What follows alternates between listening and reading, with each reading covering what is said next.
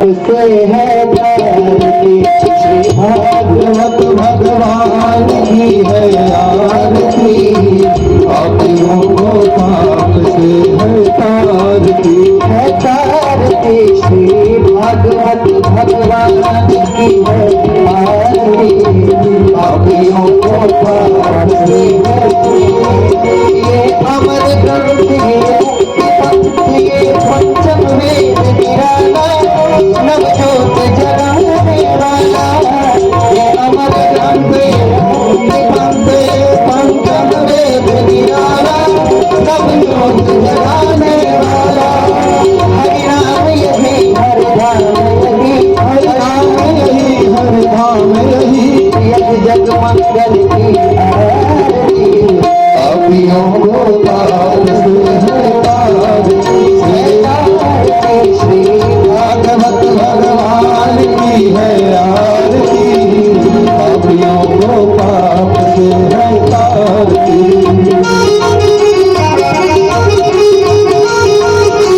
ताली बजाते हुए संग आरती बजाएगा। ये शांति गीत पापों को मिटाने वाला, हर दर्श कराने वाला, शांति गीत पावन पुनीत पापों को जलाने वाला, हर दर्श कराने वाला, शांति गीत पावन पुनीत पापों को मिटाने वाला, हर दर्श कराने वाला, शांति गीत पावन पुनीत पापों को मिटाने वाला, हर दर्श कराने वाला। यह सुख करने यह दुख हरने, सुख करने यह दुख हरने, श्री मधुसूदन की आरती, पापियों को पाप से है तारती, श्री भागवत भगवान की है आरती, पापियों को पाप से है तारती।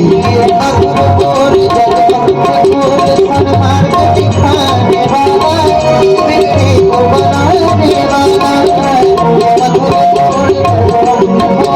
सन्मार्ग दिखाने वाला, बिगड़े को बनाने वाला, श्री राम यही घनश्याम, श्री राम यही घनश्याम, प्रभु की महिमा की आरती, पापियों को पाप से तारती, श्री भागवत भगवान की आरती, पापियों को पाप से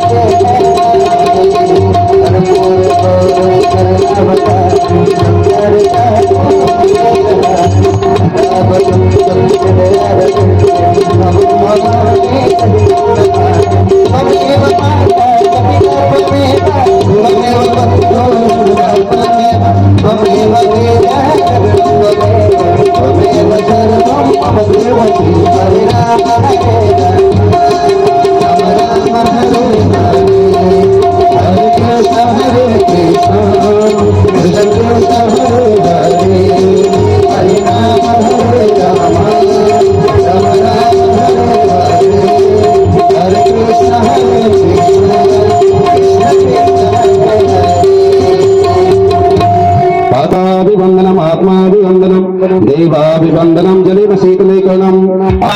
की जय हो, हरि की ओम नमः। परमहंसा स्वादित चरण कमल चिन्मकरन्दाय, भक्त जनमानस निवासाय, श्री रामचंद्राय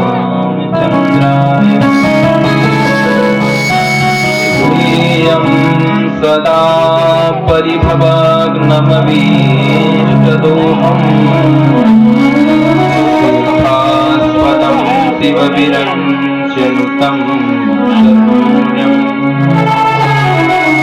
नित्यान्तिहं प्रणतपालभवादिभूतं, वन्दे महापुरुषते चरणारविन्दम्।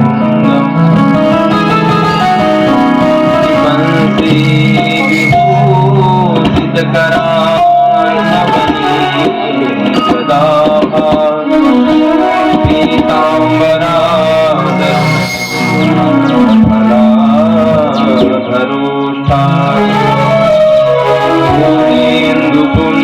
मुखादर नेत्रा परम किमपि तत्त्वमहं न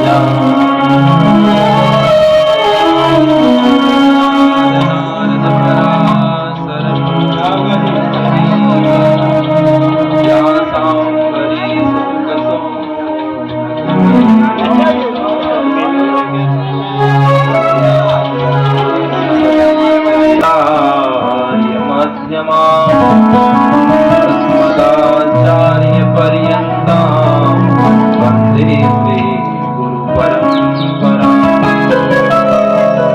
नारायणं नमस्कृत्य नरं चैवोत्तमं देवीं सरस्वतीं व्यासं ततो जयति। गुरुर्ब्रह्मा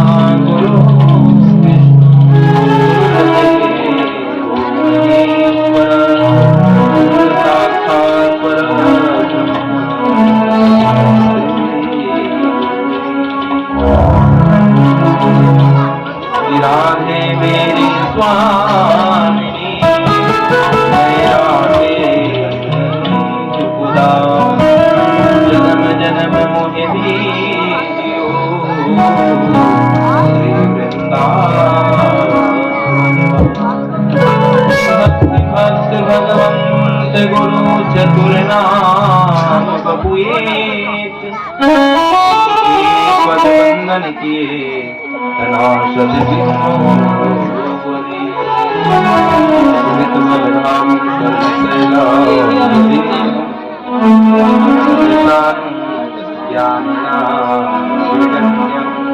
सकल गुण निधानम वानराणामधीशं रघुपति प्रिय भक्तम वागजातम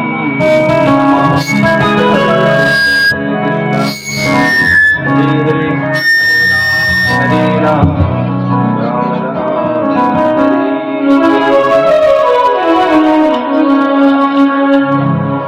बोले वृंदावन बिहारी लाल की बोले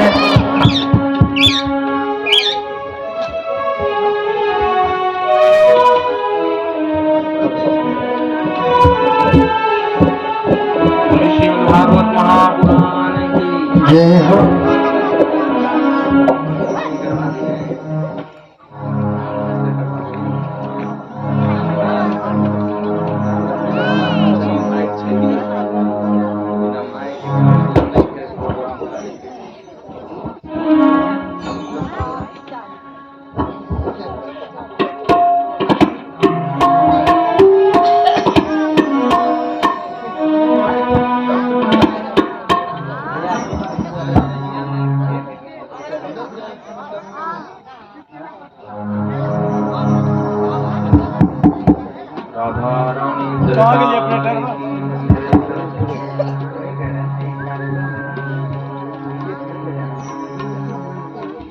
ऑपरेटर जगने तो तोरा अधिक जनरेटर के वोल्टेज नहीं था, अभी वोल्टेज नहीं है क्या? अरे अभी आप वर्कर मशीन लगाते जनरेटर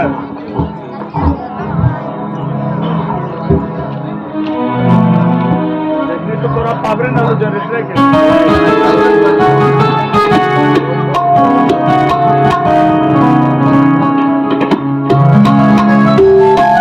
वृंदावन बिहारी लाल की एक बार दोनों हाथ उठाकर सब ताली सेवा करेंगे। बोले वृंदावन बिहारी लाल की। आइए बड़े भाव और मस्ती के साथ में भगवान नाम संकीर्तन करें और हनुमान जी महाराज के चरणों में हम सब प्रणाम करें।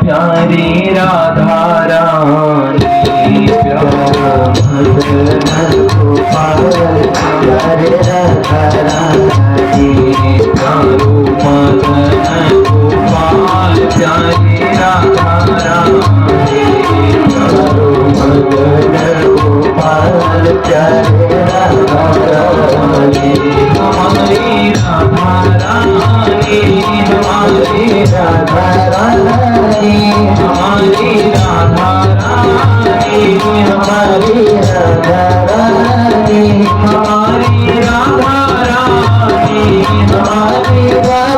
रानी हमारी राधा रानी हमारी राधा रानी हमारी राधा रानी प्यारो मदन गोपाल प्यारी राधा रानी प्यारो मदन गोपाल प्यारो राधा रानी प्यारो मदन गोपाल प्यारी राधा रानी प्यारो मदन गोपाल प्यारो राधा रानी हम ताली से मिलाएंगे।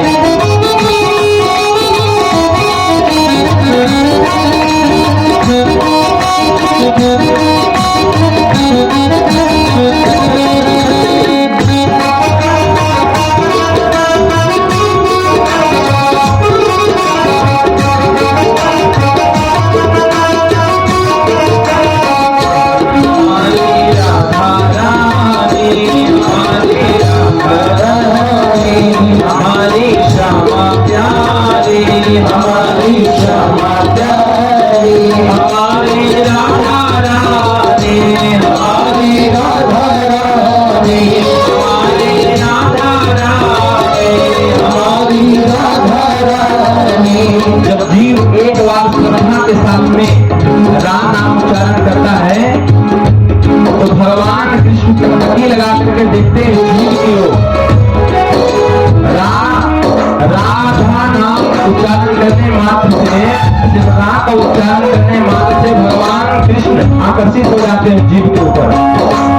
और जो व्यक्ति राधा रानी का नाम उच्चारण करता है ना तो भगवान समझ में मिल जाते हैं। इसलिए इसी भाव से गाइए हमारी राधा रानी हमारी राधा रानी हमारी श्यामा प्यारी हमारी श्यामा प्यारी हमारी राधा रानी हमारी राधा रानी हमारी राधा रानी हमारी राधा रानी प्यारो मदन गोपाल प्यारी राधा रानी प्यारो मदन गोपाल प्यारो राधा रानी प्यारो मदन गोपाल प्यारी राधा रानी प्यारो मदन गोपाल प्यारो राधा रानी राधा रानी की जय महारानी की जय राधा रानी की जय महारानी की जय राधा रानी की जय महारानी राधा रानी की जय महारानी की जय बोलो परेशान वाली की जय जय जय बोलो परेशान वाली की जय जय जय बोलो परेशान वाली की जय जय जय बोलो परेशान वाली की जय जय राधा रानी की जय महारानी की राधा रानी की जय महारानी की जय राधा रानी की जय महारानी की राधा रानी की जय महारानी की जय बोलो बरसाने वाली की जय जय जय बोलो बरसाने वाली की जय जय जय बोलो बरसाने वाली की जय जय जय बोलो बरसाने वाली की जय जय जय बोलो रानी की जय महारानी की जय राधा रानी की जय महारानी की जय राधा रानी की जय महारानी की जय राधा रानी की जय महारानी की जय राधा रानी की जय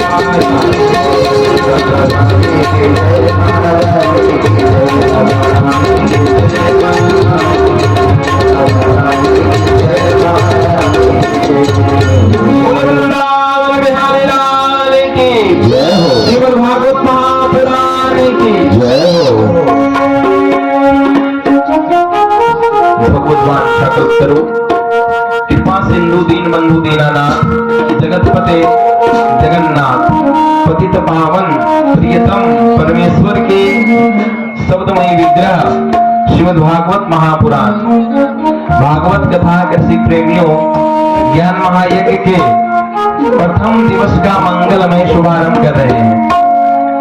श्रीमद् भागवत महापुराण के माध्यम से हम सबको मानव जीवन का सर्वोत्कृष्ट और सर्वसुलभ सत्संग लाभ हम लोगों को प्राप्त हो रहा है।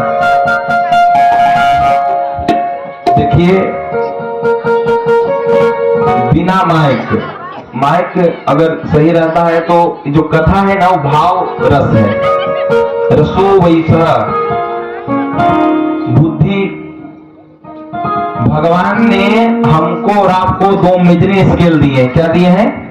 एक दिल दिए, एक दिमाग दिए। और कथा जो है दिल का विषय है, दिमाग का विषय नहीं है। दिमाग लगा के यहाँ बैठेंगे तो खाली कागज घर जाकर सोना पड़ेगा, और दिल लगा कर बैठेंगे, लेकिन दिल कब लगेगा? जब सारी व्यवस्था अनुकूल मिलेगा तब दिल लगेगा। तो आज प्रथम दिवस है। आज हमारी माताएं, बहनें, बंधुओं, सबसे पहले हम आप सबको धन्यवाद देते हैं कि कलश यात्रा जो इस चैनपुर ग्राम में जो कलश यात्रा जो हम लोग जहां से लाते हैं हिलसा से करीब 9 किलोमीटर, ये बंधुओं इस साक्षात भक्ति का दर्शन हम कहेंगे। क्यों कि आज के समय में लोग 1 किलोमीटर भी, शहर में जब हम लोग की कथा होती है तो 1 किलोमीटर जो तालाब रहता है, नदी रहती है, तो वहां भी लोग गाड़ी में बैठ करके जाते हैं, और कलश को भी ना जल भरने के बाद में गाड़ी में बैठ करके फिर अपने गंतव्य तक पहुंच जाते हैं। और यहाँ माताएं बहनें 7-8 किलोमीटर से चल करके पैदल जो कलश यात्रा जो यहाँ लेकर के जो आती है, ये बड़ा ही सौभाग्य विषय है बंधुओं। क्यों? क्योंकि जीवन में जब प्रभु के प्रति जो समर्पण बुद्धि नहीं होगा, त्याग नहीं होगा, तब तक लोग कष्ट नहीं सह सकता।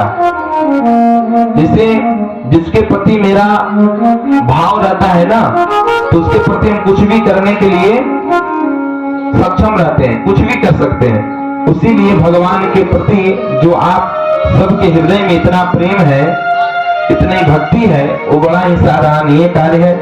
तो हम चाहेंगे एक बार सब अपने आत्मसम्मान में सब ताली की बजा करके करतल ध्वनि से सम्मान करेंगे अपने आप को। क्यों? क्योंकि यथा देहे तथा गेहे, जो व्यक्ति अपने शरीर को सम्मान नहीं कर सकता वो दूसरे को क्या सम्मान करेगा? तो अपने आप को भी कभी कभी धन्यवाद देना चाहिए। तो परम सौभाग्य है हमारा और आप सबका कि गोविंद की कृपा से श्री हनुमान जी महाराज की छत्र छाया में बैठकर भागवत की भागीरथी ज्ञान गंगा में गोता लगाने के लिए एकत्रित हुए हैं, एकीभूत है। ये परम सौभाग्य है हमारा और आप सबका। बंधुओं, एक जन्म का नहीं बल्कि अनंतानंत जन्मों का जब पुण्योदय होता है, तब कहीं जाकर भागवत की कथा में हमारी रुचि हो पाती है, हमारा मन लगता है, हमारी विवेक, हमारा जो बुद्धि है वो भगवान में समर्पित होता है। कब? जब अनंत जन्मों का पुण्योदय होता है, तब न जाने किस जन्म का पुण्योदय हुए हैं कि आज इस प्रांगण में बैठकर हम सब एकत्रित हैं, एकीभूत हैं। गोविंद की छत्र छाया है बंधुओं, बहुत बड़ी कृपा गोविंद की कि हम सब यहाँ बैठकर भगवान की कथा श्रवण करने के लिए बैठे हुए हैं। किस लिए? भगवान की कथा सुनने के लिए। और जो कथा है ना, जो जीव की व्यथा को समाप्त करता है। संसार में भगवान की कथा से बढ़कर दुनिया में कोई साधन नहीं है।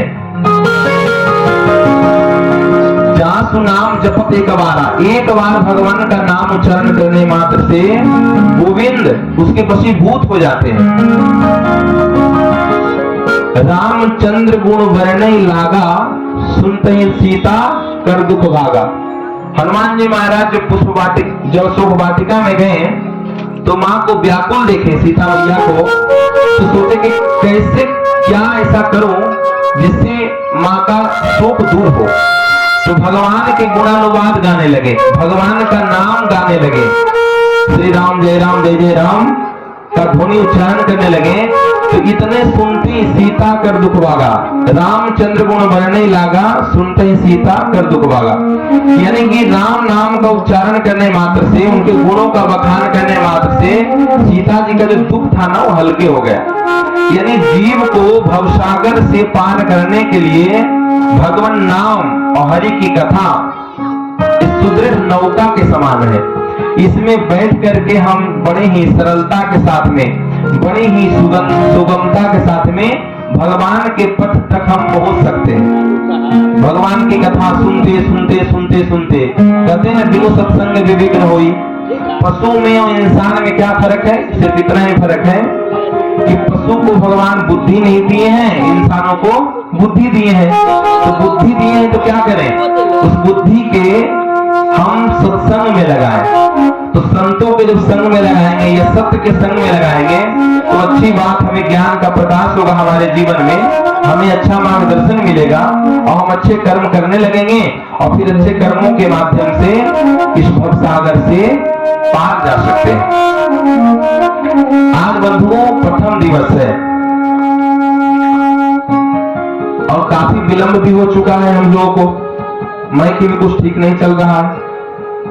तो महात्म की कथा हम लोग यहाँ श्रवण करेंगे, लेकिन महात्म की कथा मिनिमम अगर हम करें यहाँ तो 3 से 4 घंटे करीब महात्म की कथा में, मिनिमम 3 घंटे तो कम से कम लगेंगे ही। तो 12 बज जाएंगे। तो 12 बजे तक अगर आप सब बैठेंगे तो मैं कथा सुनाऊंगा, इसी माइक में सुनाएंगे। चलिए, सर बोल रहे थे जिनके हम रुके हुए मनीष भैया के यहाँ, महाराज जी आज सब थक भी गए हैं और आप चुटकुला सुनाते नहीं, कथाएं सुनाते हैं, सब लोग सो जाएंगे। इस अच्छा है आज संक्षिप्त में कथा को विश्राम कर देंगे। तो बंधुओं आइए उस भागवत की भागीरथी ज्ञान गंगा में प्रवेश करने से पहले हम अपने इस जीवन को समझें कि जीवन का लक्ष्य क्या है, कि मनुष्य जीवन का कर्तव्य क्या है, इस मानव जन्म का उद्देश्य क्या है। तो आइए बड़े भाव और मस्ती के साथ में उसमें प्रवेश करने से पहले हम भगवान के गुणानुवाद गाएं। इसके पश्चात हम सब भागवत महात्म्य के संक्षिप्त वर्णन हम लोग श्रवण करके कथा को विश्राम देंगे। एक बार प्रेम से वृंदावन बिहारी लाल की जय हो। अरे जीवन का निष्कर्ष यही है, अरे जीवन का निष्कर्ष यही है, अब प्रभु प्रेम में लग जाना, आओ सब मिले बैठो प्यारे, आओ सब मिले बैठो प्यारे, कृष्ण कथा सुन कर जाना, आओ सब मिले बैठो प्यारे, जीवन का निष्कर्ष यही है, जीवन का निष्कर्ष यही है, जीवन का निष्कर्ष यही है, जीवन का निष्कर्ष यही है, प्रभु प्रेम में लग जाना, आओ सब मिले बैठो प्यारे, आओ सब मिले बैठो प्यारे, कृष्ण कथा सुन कर जाना, आओ सब मिले बैठो प्यारे। ऐसे नहीं गाली जाना, आओ सब मिले बैठो प्यारे।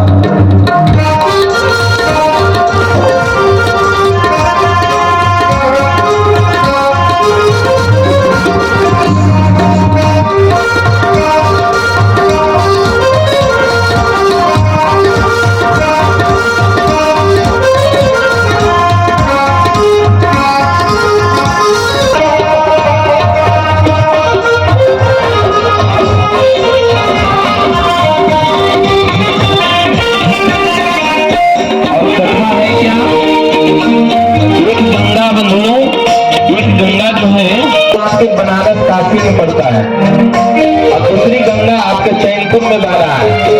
ये गंगा गंगा मन को धोती है। कैसे? कथा प्रेम की पावन गंगा अविरल बहती जाए हो, अविरल बहती जाए हो, अविरल बहती जाए। पावन गंगा अविरल बहती जाए हो, अविरल बहती जाए हो, अविरल बहती जाए। भक्ति भाव की शीतल लहरें अंतर तक लहरें सुन कर जाना, आओ सब मिल बैठो प्यारे।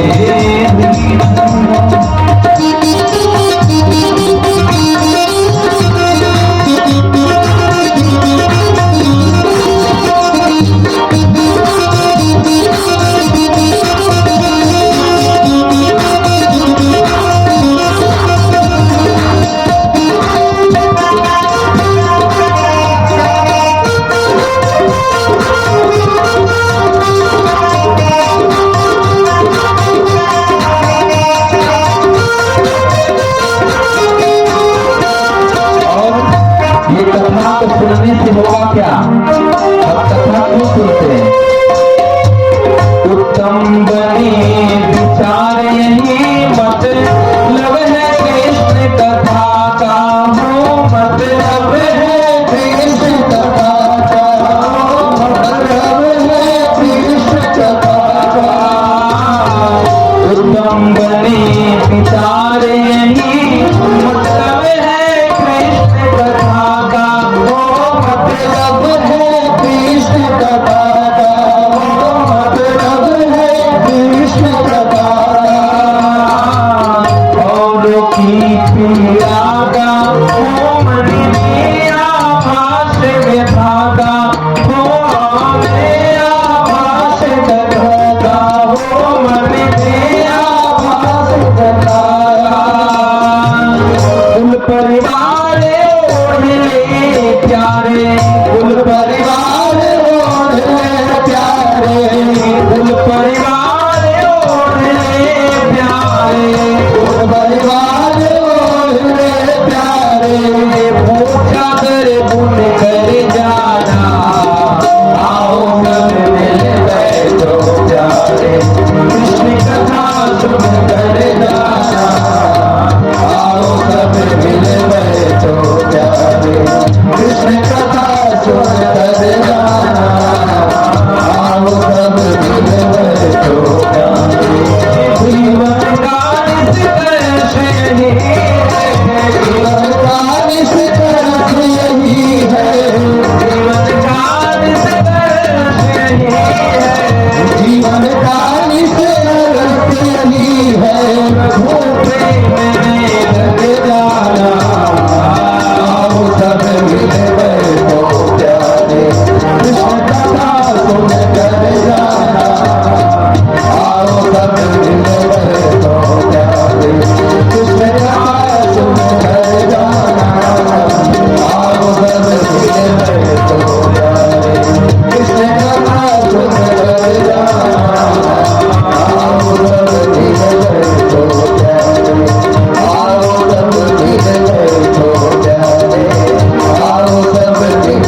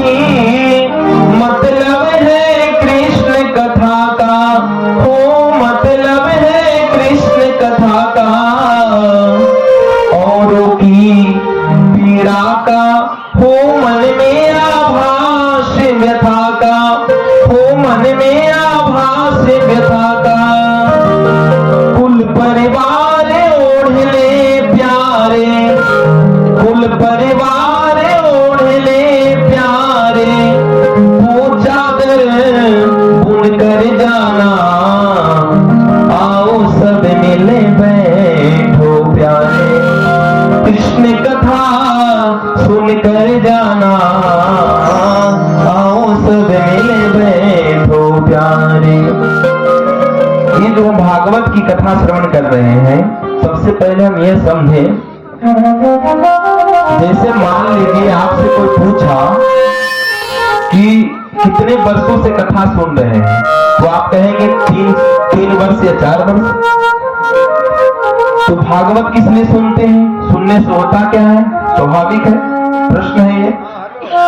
तो क्या उत्तर देंगे? उत्तम बने विचार, हमारा विचार उत्तम बने, लोगों को अगर कष्ट हो तो हमें भी कष्ट हो, उसकी अनुभूति हमें हो। अगर कथा सुनने के बाद में भी अगर आपके भीतर अगर ये भाव नहीं आया, ऐसा रस नहीं जगा, ऐसा प्रेम उदय नहीं हुआ, तो सिर्फ सुनने से कुछ नहीं होगा। भागवत में माताएं एवं बहनें ध्यान से सुने, भागवत में एक बार भी सुखदेव जी नहीं लिखे कि श्रृणुत भागवतम रसमालयम, कि भागवत की कथा सुनो तो तुम्हारा कल्याण होगा। नहीं नहीं नहीं, सुनना उसको बोलते हैं इस कान से सुने और इधर से निकाल दिए, इसको बोलते हैं सुनना। और पीना किसको बोलते हैं? इधर से सुनना और इधर से मथानी जैसा मथना, और मथ करके हृदय रूपी गागर में स्थापित कर देना हमेशा के लिए, यानी कि उसको अपने संस्कार में ढालना। तब उस कथा का महत्व, उस कथा का भाव हमको समझ में आएगा। ये जो हम कथा श्रवण कर रहे हैं, इसमें कितने अध्याय हैं? ये जो सामने जो पत्राकार जो भागवत जी रखे हुए हैं, इसमें कितने अध्याय हैं? कौन बताएगा? कितने वर्ष से कथा सुन रहे हैं हम लोग? 4 वर्षों से। इसमें कितने अध्याय हैं? 335 अध्याय। कितने हैं? तो पूछेगा ना कि भागवत कथा सुनते हैं तो इसमें क्या है? स्वाभाविक है, प्रश्न जानकारी होना चाहिए। जैसे बंधुओं, स्कूल होता है ना, तो स्कूल में जब हम पढ़ने के लिए जाते हैं तो गुरुजी अध्ययन कराते हैं हमको, तो उस अध्ययन के माध्यम से फिर हम पेपर देते हैं, उस पेपर में जो भी प्रश्न आता है उसको आंसर हम लिखते हैं, फिर पास होते हैं। उसी प्रकार से ये भागवत भी विद्यालय है। इस विद्यालय में हम यहाँ का मान लीजिए गुरुजी हैं, तो आप हमारे शिष्य हैं। तो कोई अगर पूछ दिया कि भाई कौन गुरुजी से अध्ययन कर रहे थे, तो स्वाभाविक है तो अपने शिष्य को इतना मजबूत बना दें कि कोई अगर पूछे तो उसको सरलता से हम उत्तर दे सके। ये भागवत महापुराण में 335 अध्याय हैं, 12 स्कंद है और 18,000 श्लोक है। कितने श्लोक हैं? 18,000। 335 अध्याय है, 12 स्कंद है और 18,000 श्लोक इस भागवत महापुराण में है। बंधुओं, कथा कभी मनोरंजन की दृष्टि से नहीं सुनना चाहिए। आज के समय में मैं किसी का नाम नहीं लूंगा, प्राय कथा एक मनोरंजन का साधन बन गया है। बढ़िया चुटकुला हो जाए, बढ़िया सुंदर सुंदर दृष्टांत देकर के लोगों को हाव भाव कटाक्ष के माध्यम से अपना प्रबुद्ध स्थापित करके वहां से विश्राम कर गए। 7 दिन की कथा और हजारों कथाएं हो रही हैं, जहां दृष्टि डालेंगे वही कथा ही कथा। लेकिन उस कथा से लाभ कितने लोग को हो रहा है? महत्व इसका है। इसका महत्व नहीं है कि व्यंजन कितने प्रकार का है, नाना प्रकार का व्यंजन हो, लेकिन उस व्यंजन में कोई स्वाद न हो। हम जैसे पहले भूखे थे वैसे अभी भी भूखे हैं, तो सारा व्यंजन व्यर्थ है। उसी प्रकार से अगर हम कथा श्रवण करने के लिए गए और हमारे जीवन में बिल्कुल परिवर्तन नहीं आया, तो कथा सुनना बंधुओं उतना सार्थक नहीं हुआ, आपका सार्थक नहीं हुआ। हमारा जीवन बदलना चाहिए। और कब बदलेगा? जब इसीलिए भागवत महात्म्य के 6वें अध्याय में, अब कल मैं सुनाऊंगा आपको, मैं सिर्फ एक विष्णु भागवत महात्म्य का जो भूमिका है उसको मैं तैयार कर दूं, अब कल हम पुनः यहाँ से कथा प्रारंभ करेंगे। तो ये जो भागवत है कभी मनोरंजन की दृष्टि से नहीं सुनना चाहिए, ये सोचकर सुनना चाहिए कि हमारे जीवन में किंचित परिवर्तन हो। क्यों? क्योंकि जो भागवत है ना, वो साक्षात भगवान है। कौन है? भगवान। भागवत के प्रत्येक अक्षर में गोविंद की श्यामलता समाई हुई है। प्रत्येक अक्षर में भगवान कृष्ण का वास है। आप कथा श्रवण किए थे पिछले वर्ष, मैं विस्तार से सुनाया था कि जब भगवान श्री कृष्ण अपनी लीला को संपन्न करके जब स्वधाम गमन करने लगे, कहां जाने लगे? स्वधाम। लीला को संपन्न करके स्वधाम जाने लगे तो उद्धव जी प्रश्न किए कि भगवान, जब आप इस धराधाम को छोड़कर चले जाएंगे तो हम लोगों का कल्याण कैसे होगा? संसार के लोगों का कल्याण कैसे होगा? आपका दर्शन कैसे होगा? तो भगवान श्री कृष्ण उद्धव के सामने अपना तेज को, जो भगवान का तेज होता है ना, तेज शक्ति, उस तेज को लेकर के भागवत जी में प्रविष्ट कर गए और उद्धव को बोले कि हे उद्धव, ये जो भागवत है ना, साक्षात मेरा विग्रह समझना। भले मैं पृथ्वी पर नहीं रहूंगा, लेकिन हमारी उपस्थिति में हमारे श्रीमद् भागवत महापुराण के प्रत्येक अक्षर में मेरे ही स्वरूप का दर्शन लोग करेंगे। ये साक्षात भगवान का विग्रह है, उद्धव जी को दिया हुआ वचन है भगवान का। ये साक्षात गोविंद का वांगमय स्वरूप है। इसीलिए जब हम कथा जब करते हैं तो क्या कहते हैं? तेन एवं वांगमयी मूर्ति प्रत्यक्षा वर्तते हरे, यानी भगवान का ये विग्रह स्वरूप है। तो इसके चरण शरण ग्रहण करते ही जीव के तापत्रय समाप्त हो जाते हैं। न कोई तन दुखी रहता है, न कोई मन दुखी रहता है, न कोई धन दुखी रहता है। सारा दुख क्लेश सब नष्ट हो जाता है सिर्फ कथा सुनने मात्र से। ये कथा की महिमा है। श्रीमद् भागवत महापुराण में बताया जाता है कि हम कथा क्यों सुने। इसके 3 कारण हैं। हम कथा क्यों सुने, हमसे पूर्व में किसने सुना था और किस नियम से कथा श्रवण करना चाहिए, ये प्रश्न है 3। और इन्हीं सब बातों को जिसमें विशुद्ध विवेचन किया जाए उसे कहते हैं श्रीमद् भागवत महात्म की कथा। महात्म मतलब महिमा का बखान। जैसे किसी भी व्यक्ति के बारे में जब तक जानेंगे नहीं तब तक उनसे प्रेम नहीं होगा। जब तक किसी के बारे में हम जानेंगे नहीं तब तक उनसे प्रेम नहीं होगा। जाने बिन हो नहीं प्रीति और फिनित प्रतीति की हो नहीं प्रीति। जैसे हनुमान जी के बारे में महिमा सुने हैं ना कि हनुमान जी महाराज उल्लखन सिंधु सलिलम सलीलम, एक ही छलांग में समुद्र को लांग गए और जाकर के वहां सीता माँ का पता लगा करके दूसरे छलांग में कहा पहुंच गए? राम जी के चरणों में पहुंच गए। यानी अतुलित बल धामम है। क्या है? अतुलित बल धामम स्वर्ण शैलाभदेयम। यानी हनुमान जी की महिमा का हम जब वर्णन सुने, उनकी महिमा का प्रभाव जब हम देखें तब उनके चरण में हम गए। उसी प्रकार से ये भागवत जी की जो शरण ग्रहण करता है बंधुओं, उसके जीवन से तापत्रय समाप्त हो जाता है। क्या समाप्त होता है? आध्यात्मिकता, आदि दैविकता, आदि भौतिकता, ये तीनों ताप समाप्त हो जाता है। तो मैं वर्णन कर रहा था भागवत जी के बारे में कि भागवत जी साक्षात भगवान का वांगमय प्रतिमूर्ति है।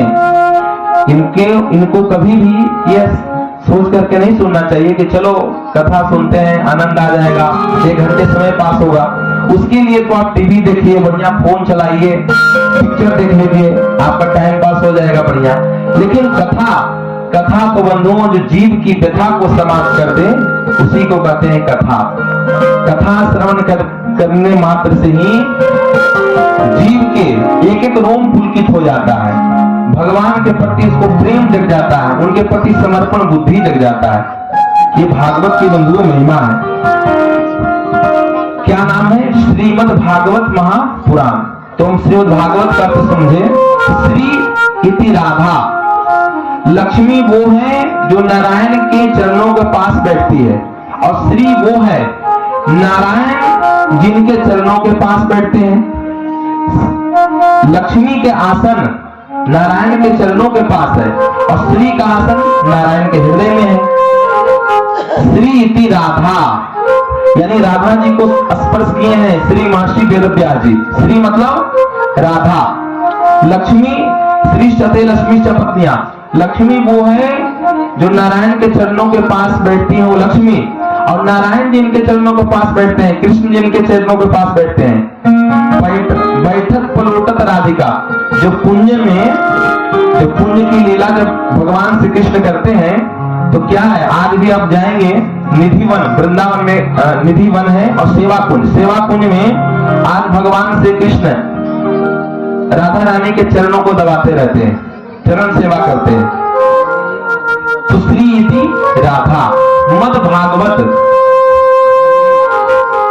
जैसे हमारे जो ठाकुर जी हैं नाना प्रकार के लीलाओं को धन, नाम रूप लीला, नाम रूप लीला जो धन है इसको एकत्रित करके हमारी किशोरी प्रिया जी को दे देते हैं। अब किशोरी प्रिया जी उस नाम रूप लीला धाम को अपने हृदय रूपी तिजोरी में बंद कर देती हैं और बंद करके अपना भगवान के चिंतन में मस्त रहती है। और बंधुओं, जब प्रिया जी को, जब किशोरी राधा रानी को प्रेम विरह का जब उन्माद छाता है ना, तब पात्रम अपात्र विचारणम न कुरुते, कोई अपात्र व्यक्ति भी उनकी शरण में चल जाए तो नाम रूप लीला धन को लुटा देती है। तो जो पात्र व्यक्ति है ना वो भी धनवान बन जाता है। मद, ये है श्रीमद भागवत। भागवत में बंधुओं 4 शब्द है। भागवत, भ से भक्ति, ग से ज्ञान, ब से वैराग और त से तरना। जो भागवत जी के शरण ग्रहण करता है उसको क्या प्राप्त होता है, क्या क्या मिलता है? भक्ति, ज्ञान, वैराग और तरना। जो तरना सिखा दे उसे कहते हैं भागवत। भागवत जी बंधुओं, मृत्यु से, जो मृत्यु का जो भय जो लोगों को जो सता रहा है ना, वो भय से आक्रांत कर देते हैं, भय को मिटा देते हैं। हमको संसार में कब तक दुख लगता है? जब तक हम डरते हैं कि हमारी मृत्यु आ जाएगी, हम मर जाएंगे। और जब मृत्यु का भय ही समाप्त हो गया तो कोई डर नहीं, चिंता से आराम से मस्त है। तो ये बंधुओं भागवत जी की महिमा है। पुराण का सीधा अर्थ है जिसमें चिट्ठा पर दबाते हो उसे पुराण कहते हैं। तो भागवत जी की कथा हम सब यहाँ श्रवण करेंगे और मैं सुनील जी से बोलूंगा कितना देर तक कथा करें, क्योंकि देखिए अभी तो हम सिर्फ भूमिका बना रहे हैं। आज माइक भी कुछ ठीक नहीं चल रहा है। मैं बोले भैया से निवेदन कि कल माइक की व्यवस्था सही करें।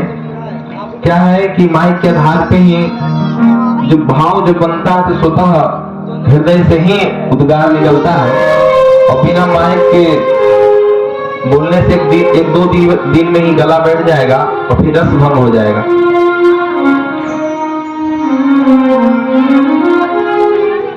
माताओं से पूछें, माताएं बताएं, क्योंकि आज के समय में माताओं के ही संख्या सभी जगह विशेष करके होती है।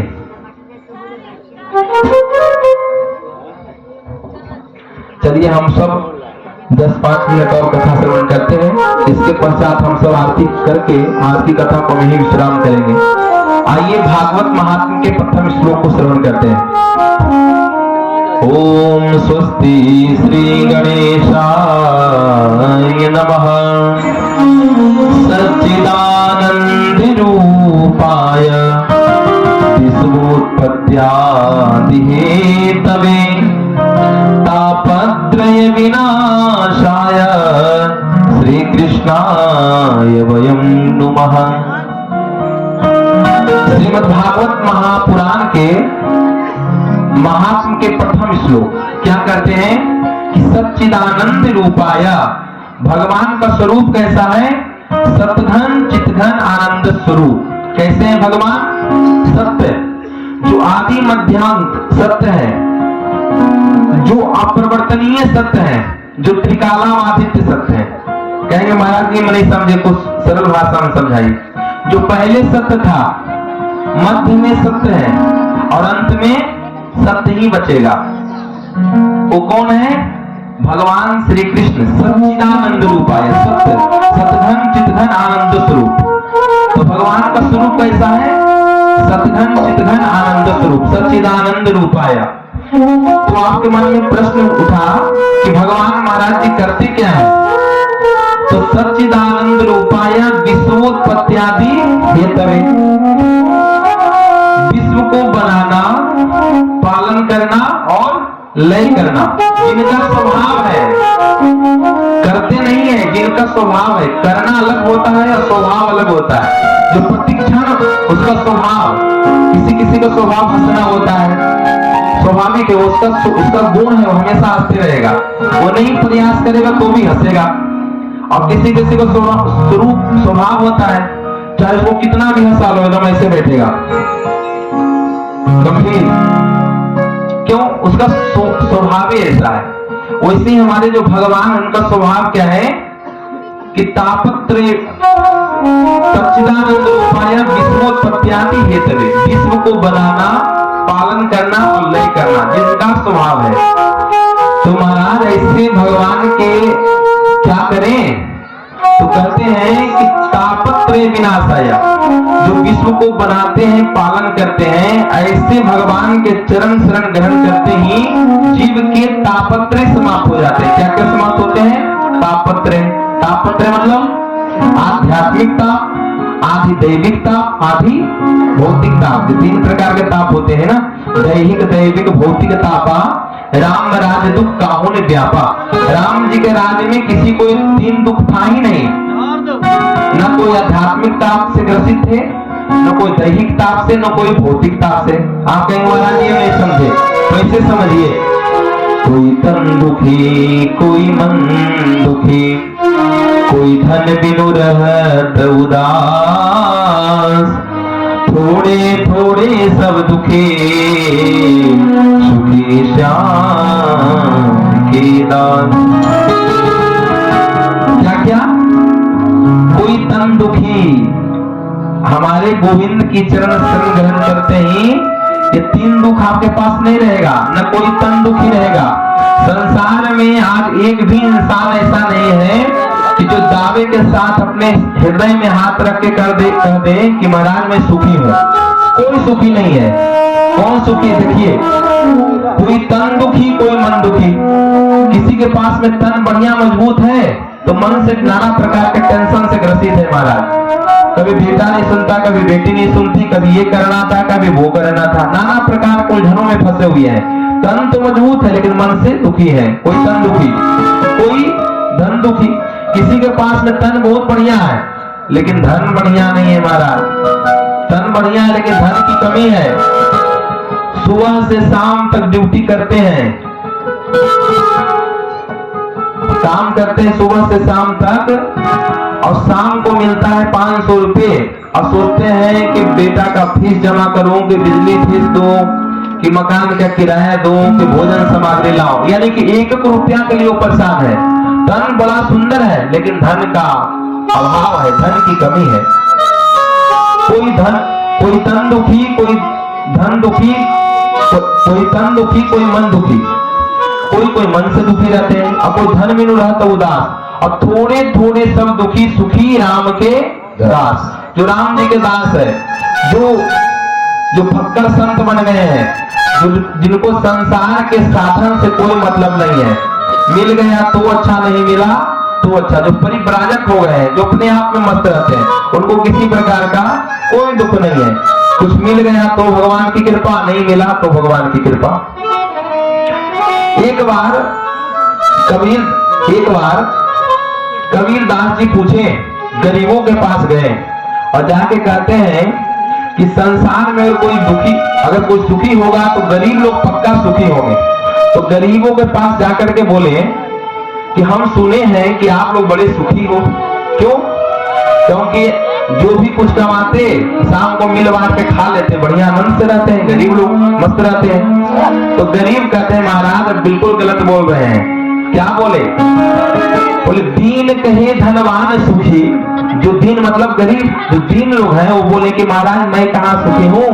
सुखी तो वास्तव में धनवान लोग हैं, जो बढ़िया 5 स्टार होटल में भोजन करते हैं, नाना प्रकार के व्यंजन पाते हैं, एसी के कमरे में सोते हैं डल्लप के ऊपर, वो सुखी है। तो बोले कि तुम सुखी नहीं हो? बोले महाराज मैं सुखी बिल्कुल नहीं हूँ, धनवान लोग सुखी होंगे। तो कबीर दास जी बोले चलो धनवानों की परीक्षा ले ली जाए। धनवान से पूछे कि भैया ये बताओ आप सुखी हो? तो धनवान क्या कहे? महाराज मैं भी सुखी नहीं हूँ, मेरे ऊपर ही बड़ी समस्या है। क्या? तो दीन कहे धनवान सुखी, धनवान कहे सुख राजा को वारे। बोले महाराज मैं तो सिर्फ एक पंचायत का धनवान हूँ, वास्तव में तो सुखी तो मुख्यमंत्री होंगे यहाँ के बिहार राज्य के, तो पूरा स्टेट को संभाल रहे हैं, वो सुखी होंगे। तो कबीरदास जी सोचे कि चलो मुख्यमंत्री जी से भी पूछ ली जाए कि वो सुखी है क्या। तो उनके पास जब गए, बोले कि महाराज हम सुने हैं कि आप सुखी हैं। तो कहते हैं कि दीन कहे धनवान सुखी, धनवान कहे सुख राजा को हारी, और राजा कहे महाराज सुखी। मुख्यमंत्री कहते हैं कि सुखी तो वास्तव में होंगे प्रधानमंत्री जी, जो पूरा देश का शासन, देश की सत्ता अपनी मुट्ठी में रखते हैं, जब जो इच्छा होता है जो अनाउंस कर देते हैं, वो सुखी होंगे। तो कबीरदास जी सोचे चलो उनसे भी पूछ ली जाए भाई कि वो सुखी है कि नहीं। तो प्रधानमंत्री से बोले कि भैया आप बताइए कि आप सुखी हो। बोले कि राज कहे महाराज सुखी, महाराज कहे सुख इंद्र को भारी। अरे भगवान कैसी बात कर रहे हैं, मैं तो सिर्फ एक भारत देश का प्रधानमंत्री हूँ, वास्तव में सुखी तो देवताओं के राजा इंद्र होगा, जो स्वर्ग पे शासन करता है, जो स्वर्ग में बैठ करके अप्सराओं को नृत्य देखता है, नाना प्रकार के व्यंजनों को पाता है, वास्तव में वो सुखी होंगे। तो कबीरदास जी कहे चलो इंद्र लोक में चल करके इंद्र महाराज से पूछें कि इंद्र वास्तव में सुखी है क्या। तो इंद्र के पास में पहुंच गए, बोले कि इंद्र देव हम सुने हैं कि आप संसार के सबसे सुखी व्यक्ति हो। इंद्र बोले ना ना महाराज मैं भी सुखी नहीं हूँ। पृथ्वी पर जब कोई भी भक्त, भगवान का भक्त आसन लगा करके बैठता है तो मेरी धड़कन तेज हो जाती है महाराज, कि न जाने कौन ऐसा भक्त है जो हमारे सिंहासन को प्राप्त करने के लिए तपस्या करने बैठा है। तो हमारी तो दृष्टि पृथ्वी लोक में ही लगी रहती है। क्यों? क्योंकि कहीं कोई तपस्या के बल पर ब्रह्मा जी से सिंहासन मेरा मांग लिया तो मैं पृथ्वी पर जाकर के मनुष्य बनना पड़ेगा, तो मैं भी सुखी नहीं हूँ, मेरा भी आसन डोलता रहता है। बोले आप सुखी नहीं हो? तो नहीं महाराज, वास्तव में सुखी अगर कोई है तो ब्रह्मा जी हैं, जो पूरा सृष्टि को निर्माता करते हैं, जो पूरी सृष्टि को बनाते हैं, वो सुखी है। तो कबीरदास सोचे कि चलो ब्रह्मा जी से भी पूछ ली जाए कि वास्तव में सुखी है क्या। तो ब्रह्मा जी कहते हैं, यानी कि इंद्र कहे चतुरानन को सुख, इंद्र कहे चतुरानन मतलब ब्रह्मा। तो ब्रह्मा जी के पास जब गए तो ब्रह्मदेव आप सुखी हैं क्या। तो ब्रह्मा जी क्या बोले कि महाराज मैं भी सुखी नहीं हूँ। ब्रह्मा कहे सुख विष्णु को भारी, यानी मैं भी सुखी नहीं हूँ, मैं तो भगवान नारायण के नाभि से निकला हूँ और उनकी इच्छा से ही पूरी सृष्टि की रचना करता हूँ। वो मुस्कुराते हैं तो सृष्टि की रचना हो जाती है, वो थोड़ा सा गंभीर होते हैं तो सृष्टि का पालन हो जाता है, और थोड़ी सी भ्रुकुटी को टेढ़ा कर लेते हैं तो सृष्टि का प्रलय हो जाता है। मैं तो निमित्त मात्र हूँ, मैं जो भी कुछ करता हूँ उन्हीं की कृपा से, उन्हीं के अनुग्रह से करता हूँ महाराज। तो कबीरदास जी अंत में समझ गए कि हरि भजन बिना सब जीव दुखारी, बिना भगवान के भजन किए संसार में कोई बंधु सुखी नहीं है। ये जो मनुष्य जीवन हमको आपको मिला है, क्या कमाने के लिए, खाने के लिए, सोने के लिए, ये बताइए कुत्ता सोता है कि नहीं सोता है? सोता है। खाता है कि नहीं खाता है? खाता है। बैल काम करता है कि नहीं करता है? खेत में हल जोतता है ना बैल। तो जो पशु पक्षी है ना, वो भी जी रहे हैं, कमा रहे हैं, खा रहे हैं, अपना जीवन यापन कर रहे हैं। बंधुओं, मानव जीवन का कल की कथा में हम श्रवण करेंगे कि मनुष्य जीवन का उद्देश्य क्या है। मनुष्य जीवन का सिर्फ एक ही लक्ष्य है, किसी भी प्रकार भगवान के चरणों में मेरा प्रेम होना, मेरा मन लग जाना, कथा में हमारा मन लग जाना। और जिस दिन बंधुओं कथा में मन लग जाएगा ना, उसी दिन गोपी गीत में श्रवण करते हैं, श्रवण मंगलम श्रीमदाततम भूमि गृह्णन्ति ते भूरिदा जना। यानी श्रवण करने मात्र से ही आपके जीवन में मंगल होने लगेगा। लेकिन श्रवण करने की पद्धति है बंधुओं, हमारा जो सनातन धर्म है इसमें श्रवण करने का भी पद्धति है। श्रवण करने का 3 पद्धति है। क्या? श्रवण, मनन और निधिध्यासन। जो हम सुनते हैं ना, तो सुनने के बाद उसका मनन करना है, फिर मनन के बाद में चिंतन करना है। चिंतन जो, जैसे मान लीजिए मैं जो भी कथा सुना रहा हूँ, आप यहाँ कथा श्रवण किए, आरती का दर्शन किए और घर में गए और बढ़िया भोजन प्रसाद पा करके बढ़िया चकाचक सो गए। तो जितनी देर तक कथा सुने उतनी देर तक तो भगवान आपके हृदय में वास किए। प्रविष्ट कर्णरंधे ना, भगवान कहाँ से प्रवेश किए आपके भीतर? कर्णरंधी के माध्यम से, कथा के माध्यम से भगवान प्रवेश किए। और जैसे ही घर गए कि उसी व्यथा में फिर डूब गए, तो भगवान इधर से प्रवेश करके इधर से निकल के चले गए। फिर जब कल कथा श्रवण करने आए तो फिर इधर से कथा सुने और फिर घर गए और इधर से भगवान बाहर हो गए।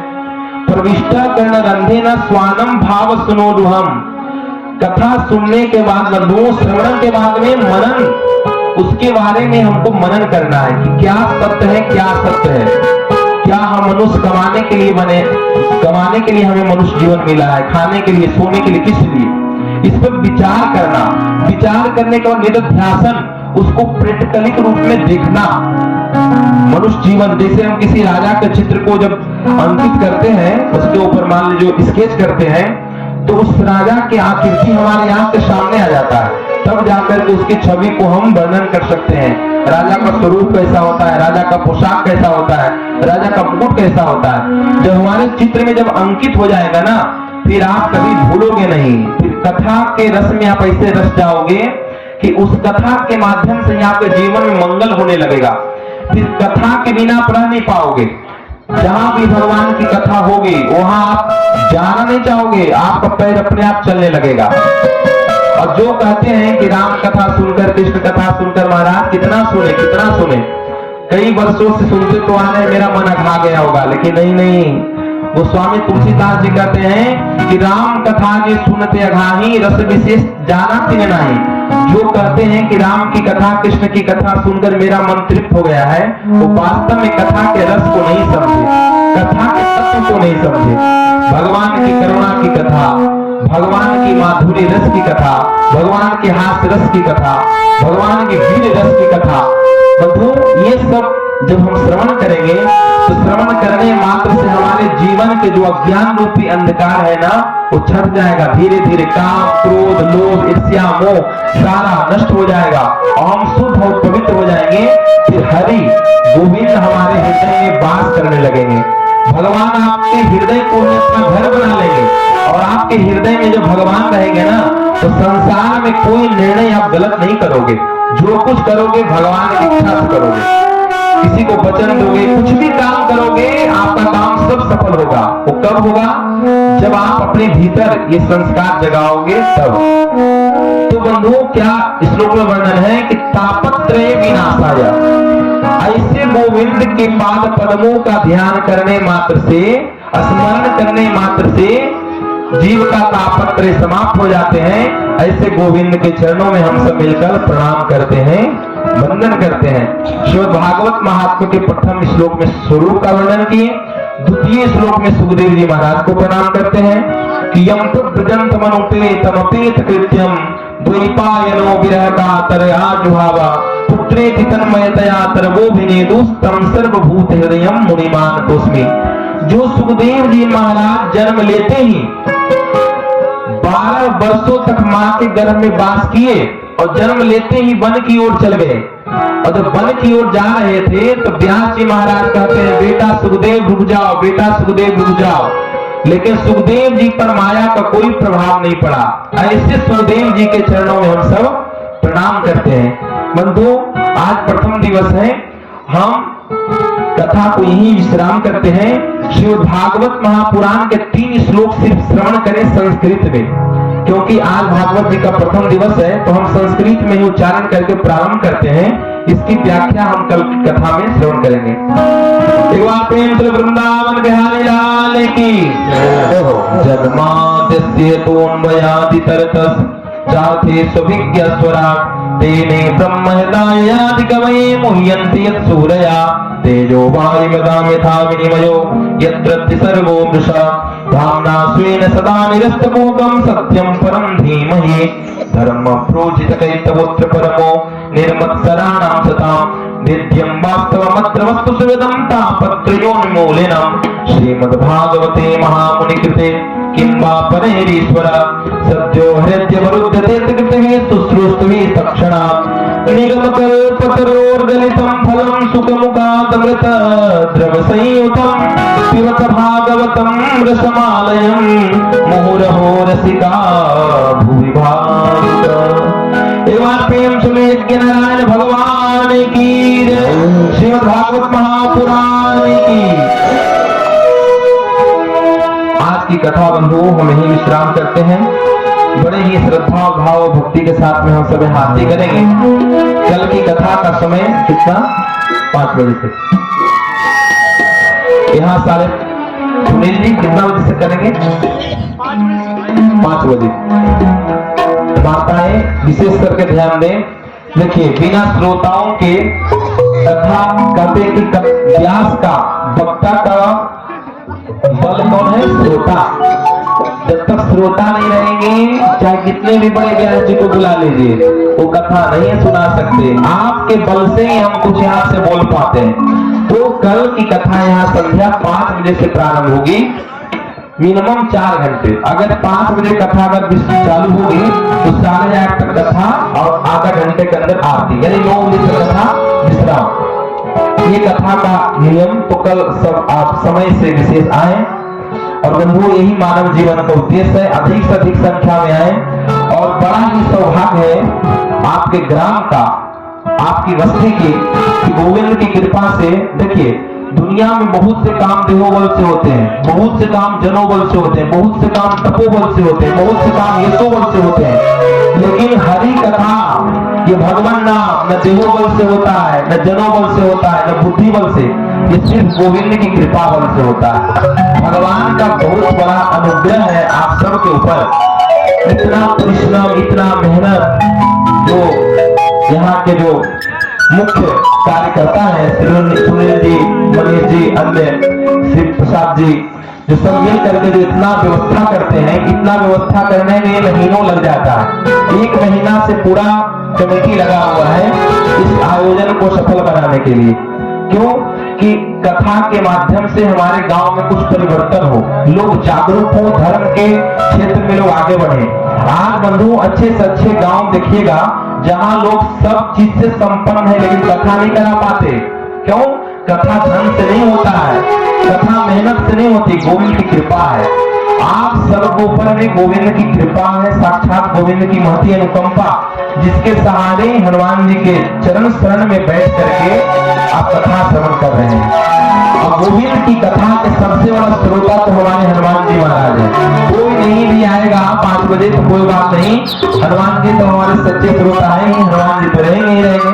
लेकिन आप सबसे भी निवेदन कि जो गंगा जो बह रही है ना, इस गंगा में गोता लगा करके सब अपने जीवन को धन्य करें, कृतार्थ करें। तो 7 दिनों तक ये जो भागवत की कथा चलेगी, 5 तारीख तक, 5 मार्च तक। बड़ा ये सुंदर अवसर है, इस क्षण को व्यर्थ जाने न दें, अधिक से अधिक संख्या में आए। जो आपके रिश्तेदार हैं, जो परिकर हैं, जो आसपास के बंधु हैं, उनको भी बुला के लाएं। एक आदमी 4 लोग को लेकर के आए कि कम से कम कथा में उत्साह रहे, एक अलग माहौल। क्योंकि बंधु, कथा का बल श्रोता है, और जब श्रोता सच्चे हृदय से भाव और मस्ती के साथ सुनते हैं ना, तो उसका प्रभाव कई योजन दूर तक पड़ता है, उसका प्रभाव आसपास के क्षेत्रों तक, उसका प्रभाव ऊर्जा फैलता है। तो इससे मैं निवेदन करूंगा, बड़ा ही सुंदर समय चल रहा है, ये फाल्गुन का महीना, होली का ये समय है, बड़ा ही सुंदर। तो अभी यहाँ हम सब एक छोटा सा संकीर्तन करेंगे, इसके तत्पश्चात हम सब यहाँ आरती करेंगे। एक बार प्रेम से वृंदावन बिहारी लाल की, भागवत महापुराण की। जरा चल के वृंदावन देखो, जरा चल के वृंदावन देखो, तो क्या होगा? वृंदावन में क्या होता है? श्याम बंसी बजाते मिलेंगे। तो मनोए मान लो कि ये आपका चैनपुर ग्राम ही वृंदावन साक्षर बन गया है। बोले वृंदावन बिहारी लाल की।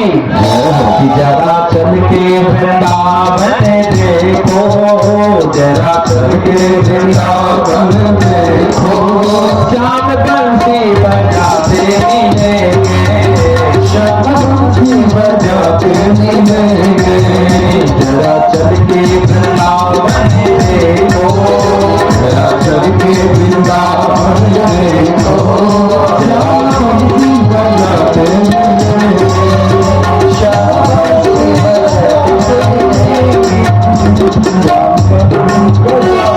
बंसी बजाते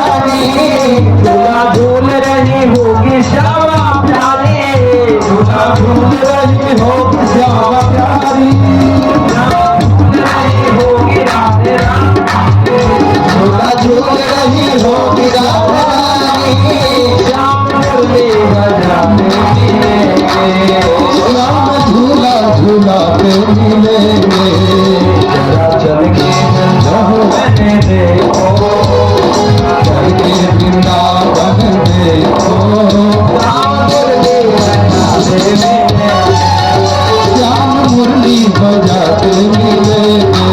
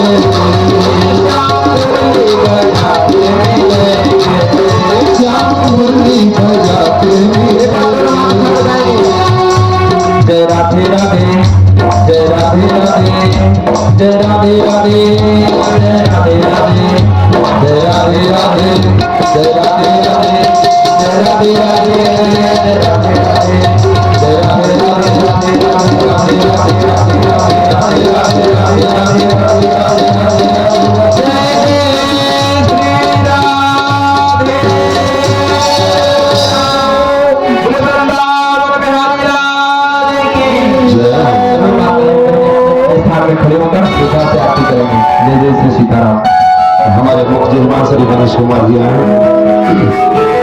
सभी वक्त अपने अपने स्थान पे खड़े हो जाए।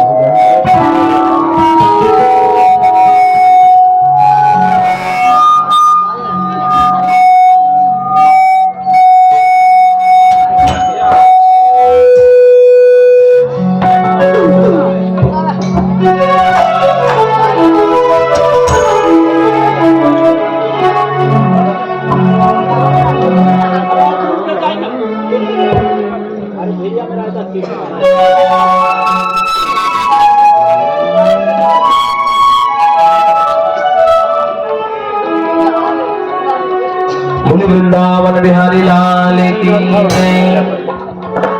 कोई नहीं बस।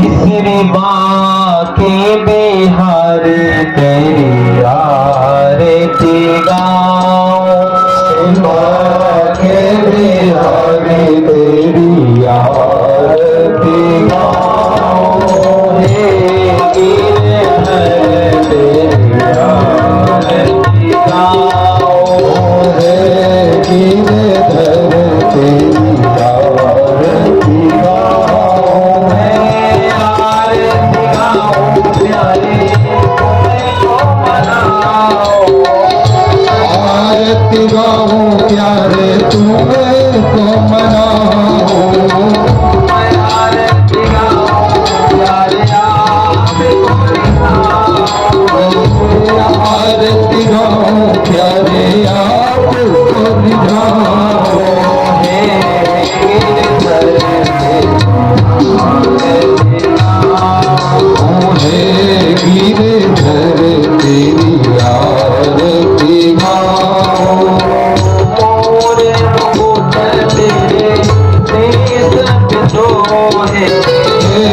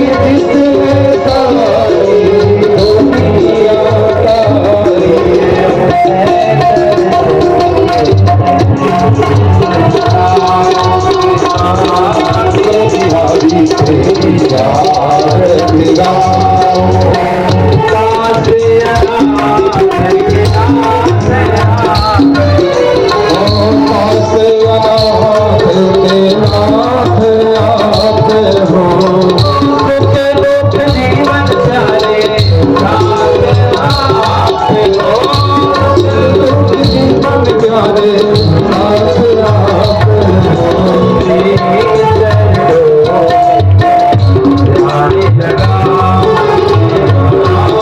बिहारी तेरी आरती गाओ श्री हरिदास के प्यारे तुम ओ श्री हरिदास के प्यारे तुम हो मेरे मोहन जीवन धन हो मेरे मोहन जीवन धन हो प्यारे सभी प्रेम हमारे जाओ बिहारी तेरी आरती गाओ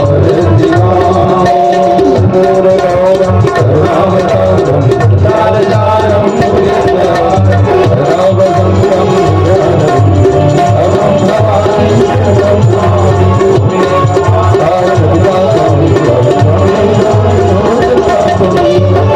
भवानी हरे राम हरे राम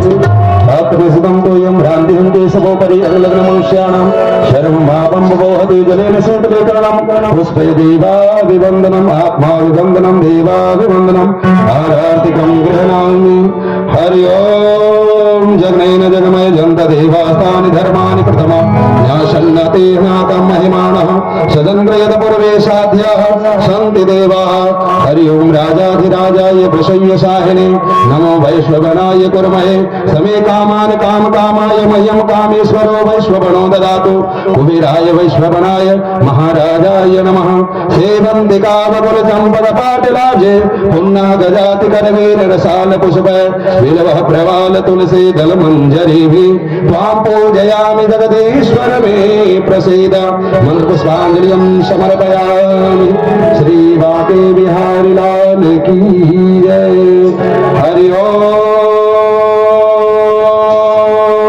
ओम एकदन्ताय विद्महे वक्रतुण्डाय धीमहि तन्नो दन्तिः प्रचोदयात् हरि ओम नारायणाय विद्महे वासुदेवाय धीमहि तन्नः विष्णुः प्रचोदयात् हरि ओम